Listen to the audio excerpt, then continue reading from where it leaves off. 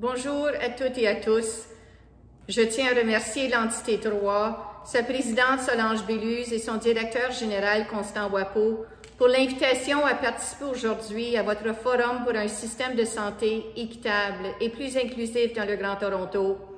J'ai été nommée commissaire au service en français en janvier 2020 et quasiment depuis ce moment, j'assure la surveillance de l'offre de services en français du gouvernement de l'Ontario en temps de crise sanitaire. Ce contexte unique m'a permis d'en tirer le maximum de leçons pour apprendre des faiblesses de notre système et les renforcer pour améliorer l'offre de services en français et la prise en compte de la lentille francophone.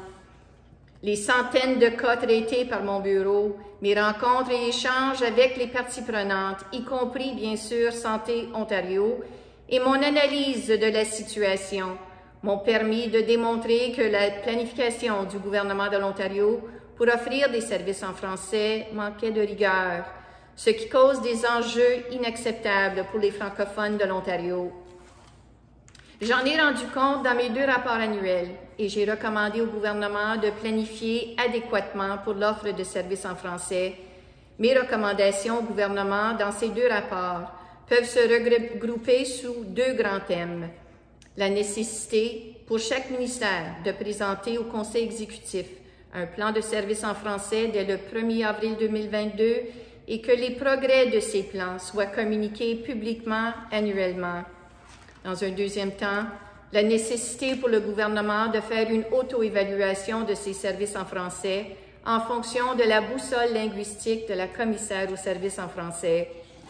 Le gouvernement, ses agences, ses tiers, les organismes désignés et tous ceux et toutes celles qui ont un intérêt à servir les francophones de l'Ontario doivent viser un service de haute qualité, plus inclusif et une satisfaction élevée de la part de leur clientèle.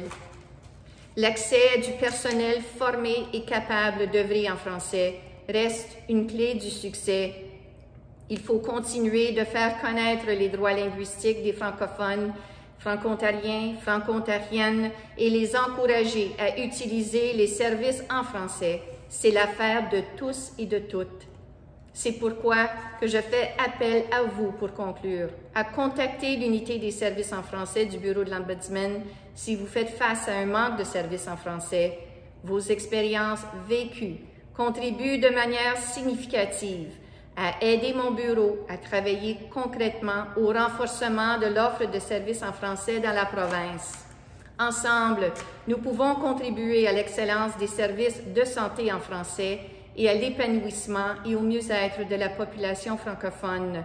Je vous souhaite une belle journée de travail et d'échanges productifs. Merci.